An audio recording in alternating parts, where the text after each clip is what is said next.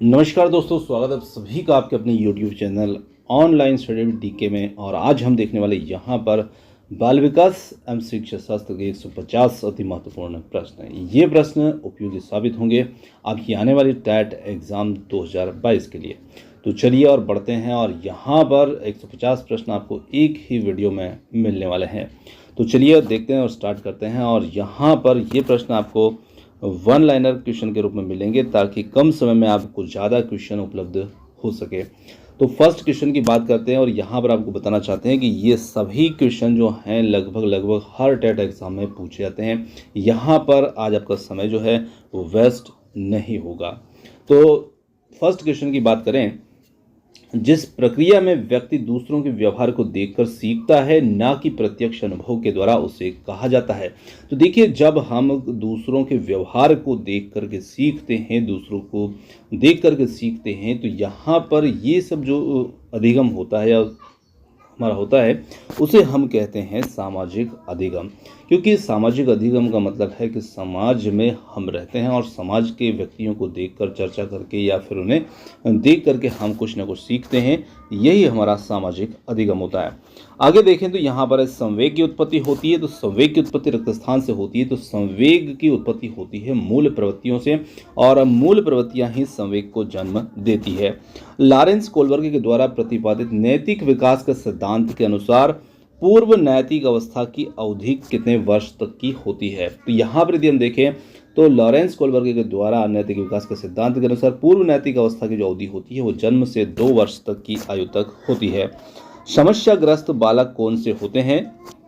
तो देखिए, समस्याग्रस्त बालक के और भी लक्षण हो सकते हैं। यहाँ पर कुछ लक्षण आपके लिए उपलब्ध कराए हैं। जैसे वे बालक जिनके व्यवहार में कोई ऐसी असामान्य बात होती जिसके कारण से वे समस्याग्रस्त बालक बन जाते हैं, जैसे कि कक्षा में देरी से आना, स्कूल से भाग जाना, कक्षा में अधिक बातें करना, या फिर अधिक क्रियाशीलता का होना, गृह कार्य करके ना लाना, और कक्षा में पढ़ाई में ध्यान ना लगाना।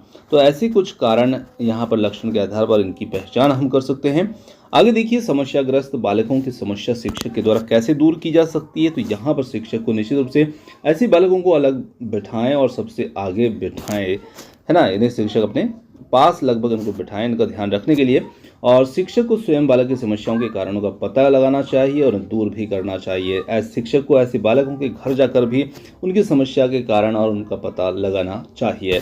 तो इस प्रकार शिक्षक यहाँ बालकों की समस्याओं को दूर कर सकते हैं। अगला प्रश्न आता है, गिलफोर्ड ने सृजनशीलता के 4 तत्व कौन से बताए हैं। तो यहाँ पर गिलफोर्ड ने सृजनशीलता के जो 4 तत्व बताए हैं, जिनमें है लोचशीलता, मौलिकता, अपसरीशीलता, केंद्राभिमुख आदि, ये 4 तत्व यहाँ पर इन्होंने सृजनशीलता के बारे में बताए हैं। इसी प्रकार से वैज्ञानिक गुण ने भी सृजनशीलता के कितने तत्व दिए हैं। तो यहाँ पर इन्होंने 5 तत्व दिए हैं। तो यहाँ पर इन्होंने दिए हैं, देखिए, मौलिकता, अनुकूलता, विचारात्मकता, विचारों का साहचर्य और लोचशीलता और विविध। ये 5 तत्व जो हैं सृजनशीलता के बारे में वैज्ञानिक गुण के द्वारा दिए गए हैं। आगे देखें तो किस विद्वान ने बच्चों की अंतर्क्रियाओं को उनके विकास का मूल आधार माना है। तो यदि हम देखें तो किस विद्वान ने यहाँ पर बच्चों की अंतर्क्रियाओं को उनके विकास का मूल आधार माना है। तो यहाँ पर मानने वाला ऐसा थे, वो थे लेव वाइगोत्स्की, और इन्होंने सामाजिक अधिगम का सिद्धांत भी दिया है। तो इनके अनुसार बच्चे जो हैं आपस में अंतर्क्रियाओं के माध्यम से भी सीखते हैं। आगे देखें तो सीबीएसई बोर्ड जो था ये कब बना। तो ये 1929 में इस बोर्ड की स्थापना की गई थी। आगे देखें तो शिक्षकों के लिए रिफ्रेशर कोर्स का आयोजन कौन करता है। तो यहाँ पर हम देखें तो शिक्षकों के लिए रिफ्रेशर कोर्स का आयोजन करने वाले हैं वो भी सीबीएसई बोर्ड ही है। शिक्षा मनोविज्ञान का उद्देश्य क्या होता है। तो बालकों का सर्वांगीण विकास करना, यही शिक्षा मनोविज्ञान का उद्देश्य होता है। अज्ञात से ज्ञात की और किस विधि में पढ़ते हैं। तो इसमें हम पढ़ते हैं विश्लेषण विधि के अंतर्गत पढ़ते हैं। आगे देखें, यहाँ पर अगला क्वेश्चन आता है, यहाँ पर ज्ञात से अज्ञात की और किस विधि में पढ़ते हैं। तो ये पढ़ते हैं हम संश्लेषण विधि के अंतर्गत ज्ञात से अज्ञात की ओर। आगे इसी प्रकार से सामान्य से विशिष्ट की और कौन सी विधि होती है। तो यहाँ पर हो जाता है आगमन विधि। और इसी प्रकार से इसका विपरीत प्रश्न है, विशिष्ट से सामान्य की ओर, यहाँ पर हो जाती है निगमन विधि। वह कौन सी विधि है जिसमें पहले उदाहरण बताया जाता है बाद में नियम बताया जाता है। तो वो विधि हमारी होती है आगमन विधि। आगमन विधि में पहले आगे उदाहरण और फिर नियम। इसी प्रकार से निगमन में यही प्रश्न उल्टा हो जाता है, जिसमें पहले नियम होगा और बाद में उदाहरण होगा। आगे देखिए, देखो और सुनो समझो किस विधि पर आधारित है। देखो, सुनो और समझो ये प्रदर्शन विधि के ऊपर आधारित है। इसी प्रकार से अगला प्रश्न हमारा है, देखो सुनो और बोलो ये किस विधि पर आधारित है। देखिए, थोड़ा सा एक शब्द का ही अंतर है, उसमें देखो सुनो समझो, यहाँ पर देखो सुनो बोलो, तो ये है प्रयोगात्मक विधि के आधार पर। किस विधि में शिक्षण सूत्र का प्रयोग होता है, तो यहाँ पर आगमन विधि जो होती है इसमें शिक्षण सूत्र का प्रयोग होता है। करके सीखने पर कौन सी विधि काम करती है, तो प्रयोगशाला विधि जो होती है ये करके सीखने पर आधारित होती है।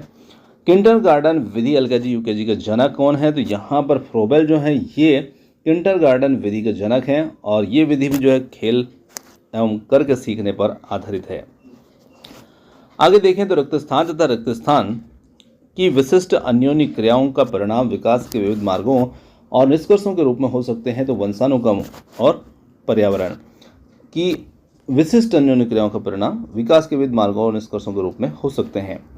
आगे देखिए, भारत सरकार की कंप्यूटर आधारित अधिगम प्रक्रिया के माध्यम से छात्रों को सिखाने के लिए IT स्कूल योजना वर्ष 2004 में शुरू की गई थी। अगला है, रक्त स्थान की अवस्था तक बालक की दृष्टि एवं श्रवण इंद्रियां पूर्ण रूप से विकसित हो जाती है। तो 8 से 9 वर्ष की आयु तक बालक की दृष्टि एवं श्रवण इंद्रियां पूर्ण रूप से विकसित हो जाती है। 20वीं शताब्दी को बालक की शताब्दी कहा जाता है। यह कथन किसका है, तो ये कथन देने वाले जो थे वो क्रो एंड क्रो, इनका ये कथन था। इस अवस्था को मिथ्या परिपक्वता का काल या समय भी कहा जाता है। तो बाल्यावस्था एक ऐसी अवस्था होती है, इसे मिथ्या परिपक्वता का समय भी कहा जाता है। यानी कि बच्चे को यहाँ पर भ्रम होता है कि वो अब काफ़ी समझदार और परिपक्व हो चुका है, परंतु ऐसा नहीं होता है। आगे देखिए, मनुष्य का जीवन आरंभतः मूलतः घटित होता है। तो यहाँ पर दिया है केवल एक कोश से। एक कोश का मतलब यहाँ पर होगा एक कोशिका से। आगे देखिए, पियाजे के अनुसार बच्चा अमूर्त स्तर पर चिंतन, बौद्धिक क्रियाएं और समस्या समाधान किस अवस्था में करने लगता है। तो औपचारिक संक्रियात्मक अवस्था में बच्चा यहाँ पर अमूर्त स्तर पर चिंतन और बौद्धिक क्रियाएं, समस्या समाधान करने लगता है। कौन सा सीखना स्थायी होता है, तो यहाँ पर समझ करके सीखना जो होता है वो स्थायी होता है। आगे देखें, वातावरण वह बाहरी शक्ति है जो हमें प्रभावित करती है। किसने कहा है, तो ये कथन देने वाले जो थे वो थे रास। बुद्धि परीक्षण निर्माण के जन्मदाता कौन है, तो यहाँ पर अल्फ्रेड बिने जो थे ये बुद्धि परीक्षण निर्माण के जन्मदाता हैं। अधिगम अनंतरण कितने प्रकार का होता है, तो यहाँ पर देखिए, अधिगम अनंतरण जो होता है 3 प्रकार का होता है। एक धनात्मक, एक शून्य, एक ऋणात्मक। अधिगम अनंतरण का मतलब होता है जब हम किसी भी ज्ञान या उस अनुभव का उपयोग जो हमने सीखा है, अनुभव किया है, उसका उपयोग हम कुछ और सीखने में उसकी मदद लेते हैं। तो ये 3 प्रकार का यहाँ पर रहेगा। धनात्मक अनंतरण कितने प्रकार का होता है, तो धनात्मक अनंतरण जो होता है 3 प्रकार का होगा। क्षैतिज, ऊर्ध्व और द्विपार्श्विक 3 रूपों का ये 3 प्रकारों का होता है। गणित संबंधी विकार को क्या कहा जाता है, काफ़ी महत्वपूर्ण, अक्सर पूछा जाता है। डिसकैलकुलिया, कैलकुलिया का मतलब है कैलकुलेशन से संबंधित, और इसमें अक्षमता होती है तो उसे डिसकैलकुलिया कहा जाता है। इसी प्रकार से पढ़ने संबंधी विकार है, यहाँ पर डिसलेक्सिया से कहा जाएगा। लेखन संबंधी विकार को डिस्ग्राफिया कहा जाएगा। तो इस प्रकार से तीनों विकारों भी बहुत बार पूछे जाते हैं। अधिगम अनंतरण से क्या तात्पर्य है, तो यहाँ पर किसी पूर्व ज्ञान के आधार पर नए ज्ञान को सीखना ही अधिगम अनंतरण कहलाता है। जिसे साइकिल चलाने वाला व्यक्ति स्कूटर चलाना जल्दी सीख लेता है, क्योंकि उसने साइकिल सीखी है, बैलेंस करना सीख लिया है, तो वो व्यक्ति स्कूटर चलाना जल्दी से सीख जाएगा। तो यहाँ पर उसने अपने पूर्व ज्ञान का अनुभव का उपयोग यहाँ पर स्कूटर चलाने में किया, यही अनंतरण होता है। आगे देखिए, सामाजिक प्रत्याशाओं के अनुरूप व्यवहार की योग्यता का अधिगम सामाजिक विकास कहा जाता है। यह कथन किसका है, तो ये कथन जो है ये है हरलाक का। सीखने का सर्वाधिक उपयुक्त अर्थ होता है व्यवहार में परिमार्जन करना ही सीखने का सर्वाधिक उपयुक्त अर्थ होता है। कौशल सीखने की पहली अवस्था जो होती है वो अनुकरण होती है, क्योंकि कौशल सीखने में हम पहले अनुकरण ही करते हैं। सीखे हुए ज्ञान या कौशल का विषय का अन्य परिस्थितियों में उपयोग करने को क्या कहते हैं, तो इसे हम सीखने का स्थानांतरण कहते हैं, है ना। आगे देखिए, यहाँ पर है स्मृति सीखी हुई वस्तु का सीधा उपयोग है। यह कथन किसका है, तो ये कथन देने वाले जो थे ये थे वुडवर्थ, और वुडवर्थ ने ये कथन दिया था। अनुसंधान से पता चलता है कि हमारी पढ़ाई का लगभग रिक्त स्थान प्रतिशत हिस्सा दृश्य और श्रवण अंगों के माध्यम से ग्रहण किया जाता है। तो यहाँ पर 85% हिस्सा जो है ये ग्रहण किया जाता है। अनुसंधान से पता चलता है कि रिक्त स्थान सीखने की प्रक्रिया में एक प्रबल चर है, संभवतः योग्यता से भी ज़्यादा महत्वपूर्ण चर अभिप्रेरणा। आगे देखें, वर्ग कक्षा के माहौल में एक सकारात्मक पढ़ाई वातावरण स्थापित और मजबूत करने के अधिकार के निश्चयात्मक अनुशासन जो है वो अनुशासन जो होता है वो बढ़ावा देता है। जब किसी शिक्षक पर कोई प्राधिकारी हावी होते हैं या उसे अन्य कार्य करने के लिए विवश किया जाता है तो उसकी जो क्षमता होती है वो निश्चित रूप से यहाँ पर घट जाएगी, तो उसकी क्षमता यहाँ पर कम होगी। किशोरावस्था की प्रमुख विशेषता नहीं है, संग्रह की प्रवृत्ति जो है ये किशोरावस्था में देखने को नहीं मिलती है। ज्ञानात्मक विकास नकल पर आधारित ना होकर के खोज पर आधारित होता है, ऐसा कथन देने वाले जो थे वो यहाँ पर थे जीन पियाजे और इनका ये मानना था। आत्मगौरव की भावना सर्वाधिक पाई जाती है, तो 13 से 19 वर्ष की अवस्था में आत्मगौरव की भावना सबसे ज़्यादा देखने को मिलती है, या फिर हम यहाँ किशोर अवस्था भी उत्तर दे सकते हैं। किस आयु में बालक समय दिन दिनांक क्षेत्रफल संबंधित जो ज्ञान होता है उसका अवबोध बच्चा यहाँ पर कर पाता है, तो लगभग 9 वर्ष की आयु में बच्चा यहाँ पर समय दिन दिनांक क्षेत्रफल से संबंधित अवधारणाओं को समझ पाता है। बाल्यकाल का समय कब तक होता है, तो 6 से 12 वर्ष की आयु तक बाल्यकाल कहलाता है। जिस आयु में बालक की मानसिक योग्यता लगभग पूर्ण हो जाती है या उसका विकास पूर्ण हो जाता है तो वो अवस्था होती है 14 वर्ष की उम्र तक बच्चा अपनी मानसिक योग्यता लगभग पूर्ण कर लेता है।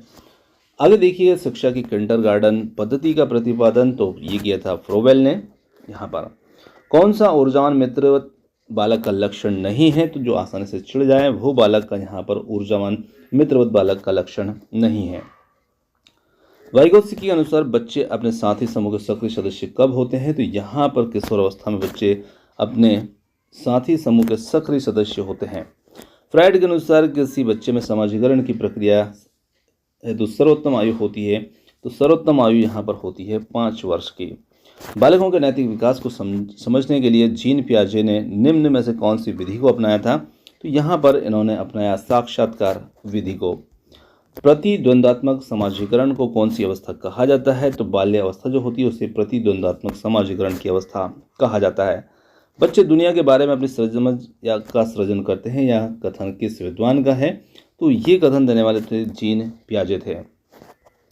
यह कथन किसका है कि ज्ञानात्मक विकास नकल पर आधारित ना होकर के खोज पर आधारित होता है, ये भी हमारे जीन पियाजे का ही कथन है। सामाजिक अधिगम का सिद्धांत किसने विकसित किया था, तो बैंडुरा ने सामाजिक अधिगम का सिद्धांत जो था ये विकसित किया था।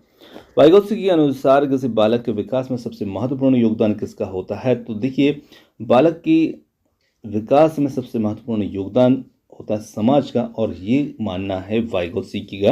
ये वाइगोत्स्की के अनुसार हम प्रश्न को यहाँ पर देख रहे हैं। जन्म के समय बालक का वजन कितना होता है, तो बालक का वजन 2 किलो 700 ग्राम तक 2.5 किलो भी हो सकता है, 3 किलो भी हो सकता है, या फिर पाउंड में देखें तो 7 से 7.5 पाउंड होता है। देखिए बच्चे का वजन यदि 2.5 किलो से कम होता है, यानी कि 2 किलो 500 ग्राम से कम होता है, तो बालक को कुपोषित माना गया है। शिक्षा मनोविज्ञान की उत्पत्ति कब हुई, तो वर्ष 1900 में शिक्षा मनोविज्ञान की उत्पत्ति हुई। मनोविज्ञान को एक विषय के रूप में निश्चित आधार देने का श्रेय जो है ये किसे जाता है, तो विलियम जेम्स को ये श्रेय जाता है। यहाँ पर अमेरिका के मनोविज्ञान के जनक कौन है, तो विलियम जेम्स जो है ये अमेरिका के मनोविज्ञान के जनक हैं। मानव के स्थायी दांतों की संख्या जो होती है वो कितने होते हैं, तो यहाँ पर स्थायी दांतों की संख्या 12 नहीं होती है, 32 होती है। ये थोड़ा सा मिसप्रिंट हुआ है यहाँ पर दांतों की संख्या। आगे देखिए किशोरावस्था में कितने दांत आते हैं, तो किशोरावस्था में बच्चों को 4 दांत आते हैं जिन्हें हम अकलदाढ़ भी कहते हैं, यानी कि किशोरावस्था तक उनके अंदर दांतों की संख्या 28 हो जाती है और 4 दांत बाद में निकलते हैं जिन्हें हम अकलदाढ़ कहते हैं।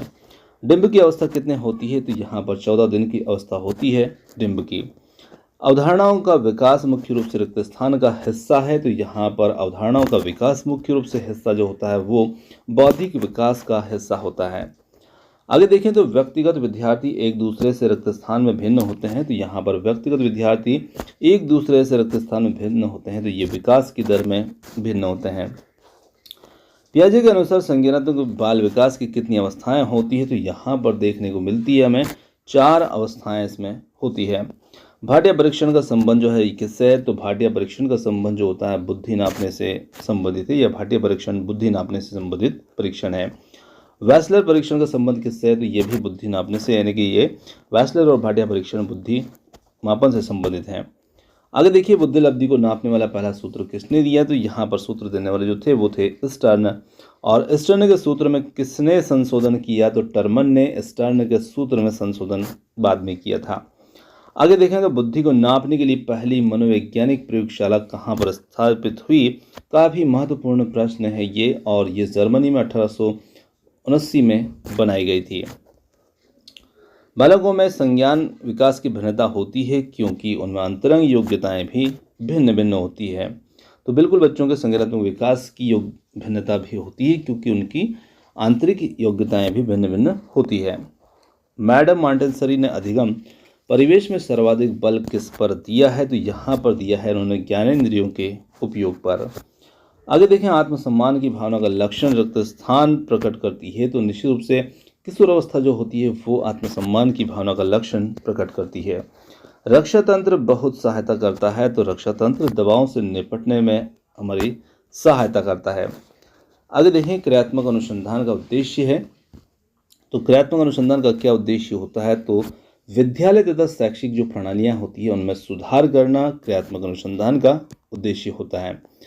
आगे देखें, पुरुष स्त्रियों की अपेक्षा ज़्यादा बुद्धिमान होते हैं। यह कथन लैंगिक पूर्वाग्रह को प्रदर्शित करता है। ये बहुत बार पूछा था ये प्रश्न, है ना। ये लैंगिक पूर्वाग्रह को प्रदर्शित करता है। देखिए आगे देखें, क्रिस्टीना अपनी कक्षा के क्षेत्र भ्रमण पर ले जाती है और वापस आने पर अपने विद्यार्थियों के साथ भ्रमण पर चर्चा करती है। यह रक्त स्थान की ओर संकेत करता है। तो ये सीखने के लिए आकलन की ओर संकेत करता है।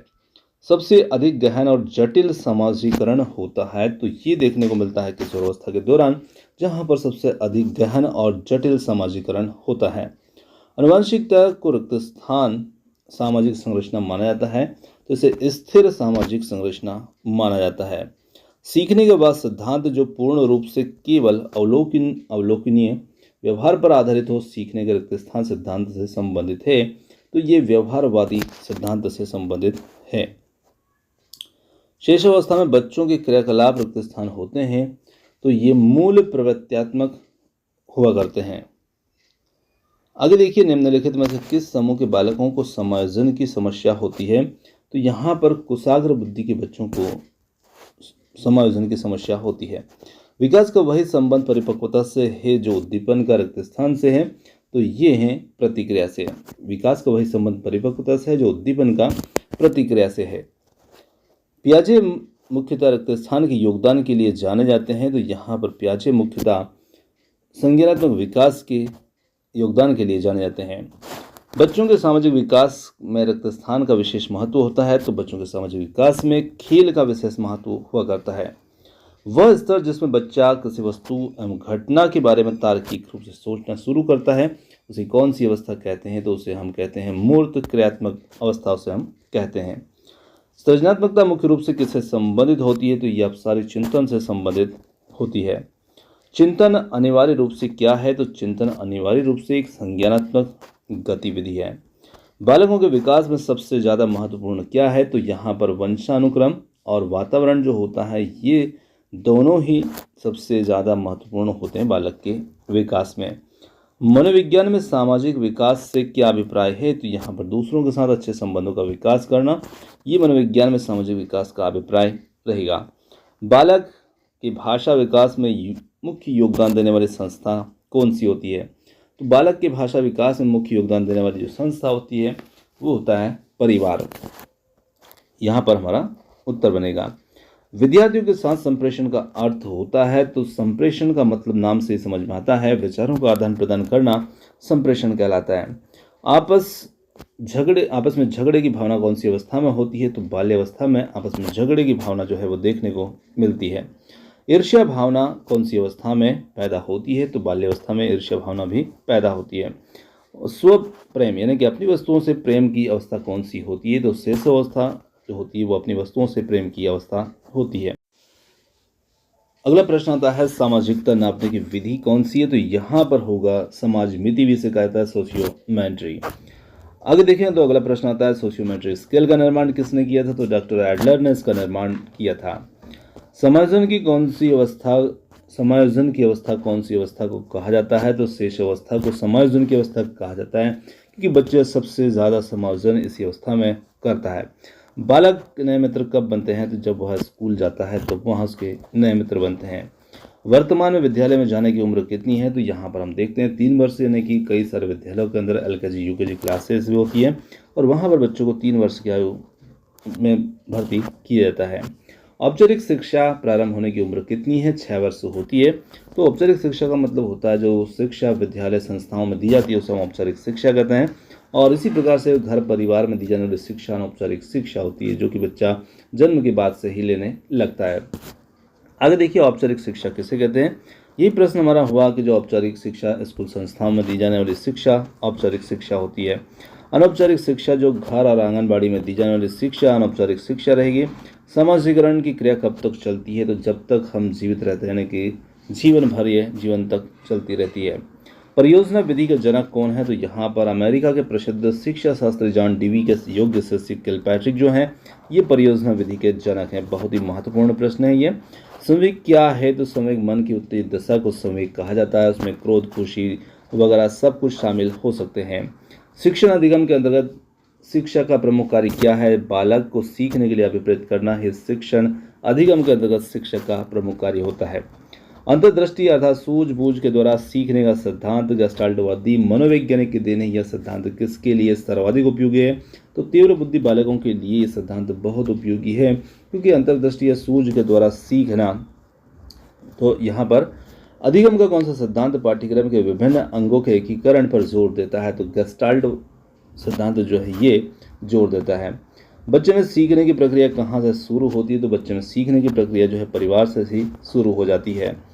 बालक का समाजीकरण कब प्रारंभ होता है? तो शेष अवस्था में ही प्रारंभ हो जाता है, 0 से 5 वर्ष तक। समाजीकरण में यहाँ पर समाजीकरण पूर्ण नहीं होता है, ये आपको ध्यान रखना है, प्रारंभ जरूर होता है। समाजीकरण में बालक सबसे पहले किसको पहचानता है? तो माँ को सबसे पहले बालक पहचानता है। बालक का समाजीकरण कब पूर्ण हो जाता है? तो देखिए, समाजीकरण जो है वो तो चलता रहता है, पर एक बालक के बात यहाँ पर की जा रही है, क्योंकि बालक नहीं रहेगा फिर उसके बाद में वो वयस्क बन जाएगा, तो इसलिए यहाँ पर एक किशोर अवस्था दे रखा है इसमें। बालक के गिरोह की अवस्था कौन सी होती है? तो बाल्यावस्था जो होती है वो गिरोह की अवस्था कही जाती है।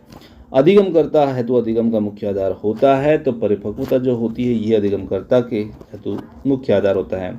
नवोदय विद्यालय को क्यों प्रारंभ किया गया था? तो गरीब बच्चों के लिए इसे प्रारंभ किया गया था। बच्चों की सामाजिकता का परीक्षण किस विधि के द्वारा किया जाता है? समाज विधि के द्वारा ये किया जाता है। विकास किस अवस्था से शुरू होता है? तो प्रसव पूर्व ही विकास शुरू हो जाता है, माँ के गर्भ से ही। आगे देखें तो अगला प्रश्न आता है, अवधारणाओं का विकास मुख्य रूप से रिक्त स्थान का हिस्सा है। तो ये अवधारणाओं का विकास मुख्य रूप से बौद्धिक विकास का हिस्सा है। सार्थक अधिगम की प्रक्रिया विकास की किस अवस्था से प्रारंभ होती है? तो यहाँ पर शेषावस्था से ये प्रारंभ होती है। किस अवस्था में घनिष्ठ मित्रता की प्रवृत्ति पाई जाती है? तो इसको हम देख चुके थे, वही प्रश्न है किशोर अवस्था में। मानव विकास की किस अवस्था में बच्चों को सीखने की गति सर्वाधिक होती है? तो शेषावस्था में सीखने की गति सर्वाधिक होती है। तार्किक चिंतन किसका एक आवश्यक अंग है? तो समस्या समाधान का एक आवश्यक अंग होता है तार्किक चिंतन, क्योंकि तार्किक चिंतन के माध्यम से हम समस्या का समाधान करते हैं। समस्या समाधान की अंतर्दृष्टि विधि के जनक विधि के संबंध में किसके द्वारा वनमानुषों पर प्रयोग किए गए प्रयोग उल्लेखनीय है? तो यहाँ पर हैं कोहलर के द्वारा। सीखने के उद्दीपक अनुक्रिया सिद्धांत के मुख्य प्रतिपादक कौन है? तो यहाँ पर थार्नडाइक जो है सीखने के उद्दीपक अनुक्रिया सिद्धांत के प्रमुख प्रतिपादक हैं। शिक्षा के अधिकार अधिनियम 2009 में एक अध्यापक के लिए न्यूनतम कार्य घंटे प्रति सप्ताह कितने निर्धारित किए गए हैं? यानी कि प्रति सप्ताह में विद्यालय में शिक्षक को कितने घंटे अध्यापक करवाना है? तो यहाँ पर 45 घंटे हैं, और 45 घंटे के अंदर वहाँ पर शिक्षण तैयारी के भी इसमें जुड़े हुए हैं। आगे देखिए, सीखने का सिद्धांत किसने दिया था? तो थार्नडाइक के द्वारा ये सिद्धांत दिया गया था। सीखने के सिद्धांत जिन इच्छाओं की पूर्ति नहीं होती उनका भंडारण ग्रह कौन सा होता है? तो इदम उनका भंडारण ग्रह होता है। मंद अधिगमकर्ता जिनकी शैक्षिक उपलब्धि सामान्य योग्यता से कम रह जाती है वे बालक कहे जाते हैं। तो इन बालकों को हम कहते हैं पिछड़े बालक, उन्हें हम कहते हैं। शारीरिक रूप से अक्षम बच्चों को सामान्यतः होता है तो इन बच्चों को सामान्यतः हो जाता है डिस्ग्राफिया, यानी कि लेखन संबंधी दोष। किशोरावस्था की प्रारंभ होती है तो ये 12 वर्ष की आयु से ही प्रारंभ होती है। एक बच्चा सदैव दूसरों के प्रति सहानुभूति दिखाता है, यह आदत कहलाती है, तो यह आदत भावना संबंधी आदत कहलाती है। पूर्णतः प्रकारशील व्यक्ति का संप्रति किसने दिया था? तो कार्ल रोजर्स ने यह दिया था। चिंतन का तथा तर्क का उद्देश्य क्या है? तो चिंतन तथा तर्क का उद्देश्य होता है समस्या का समाधान करना। कौन सा सिद्धांत छात्रों के व्यवहार को वांछित स्वरूप तथा दिशा प्रदान करने में शिक्षकों की सहायता करता है? तो प्रयास एवं त्रुटि का जो सिद्धांत होता है ये सहायता करता है। अधिगम के किस सिद्धांत के आधार पर बालक में भय, प्रेम एवं घृणा की भाव आसानी से उत्पन्न किए जा सकते हैं? तो शास्त्रीय अनुबंध सिद्धांत के द्वारा किए जा सकते हैं। अगर देखिए कोमल शिल्प उपागम किससे संबंधित है? तो यहाँ पर है मनोवैज्ञानिक सिद्धांतों के अनुप्रयोग से। कठोर शिल्प उपागम किस सिद्धांत पर आधारित है? तो यह अनुदेशन सिद्धांत पर आधारित है। चिंतन संज्ञानात्मक पक्ष में एक मानसिक क्रिया है, यह कथन किसका है? देखिए चिंतन संज्ञानात्मक पक्ष में एक मानसिक क्रिया, यह कथन देने वाले जो थे वो थे रास के द्वारा यह कथन दिया गया है। आगे बढ़ते हैं अगले प्रश्न की ओर। व्यक्तित्व के संगठन का स्वरूप क्या है? तो वैज्ञानिक, मनोवैज्ञानिक और शारीरिक। आत्मकेंद्री व्यक्ति कौन होता है? तो आत्मकेंद्री व्यक्ति होता है अंतर्मुखी व्यक्तित्व। आगे देखिए अपने ऊर्जा बल को बाहर की ओर अभिव्यक्त करने वाले व्यक्ति का व्यक्तित्व कैसा होता है? तो यहाँ पर उस व्यक्ति का व्यक्तित्व रहेगा बहिर्मुखी। तो यहाँ पर ये व्यक्तित्व के वर्गीकरण है अंतर्मुखी, बहिर्मुखी और उभयमुखी। चलिए आगे देखें तो यहाँ पर अपने आप को प्रेम करने की प्रवृत्ति को क्या कहा जाता है? तो इसे नर्सिज्म की प्रवृत्ति कहा जाता है। दोस्तों यहाँ पर आज के हमारे बाल मनोविज्ञान के 150 प्रश्न जो थे ये समाप्त होते हैं। और क्वेश्चन आपको कैसे लगे कमेंट्स करके ज़रूर बताइएगा। वीडियो पसंद आया तो वीडियो को लाइक, शेयर, चैनल को सब्सक्राइब करना मत भूलिएगा। आपने जो समय दिया इसके लिए बहुत बहुत धन्यवाद। Thanks for watching. मिलते हैं जल्दी ही एक और नए किसी वीडियो के साथ। धन्यवाद।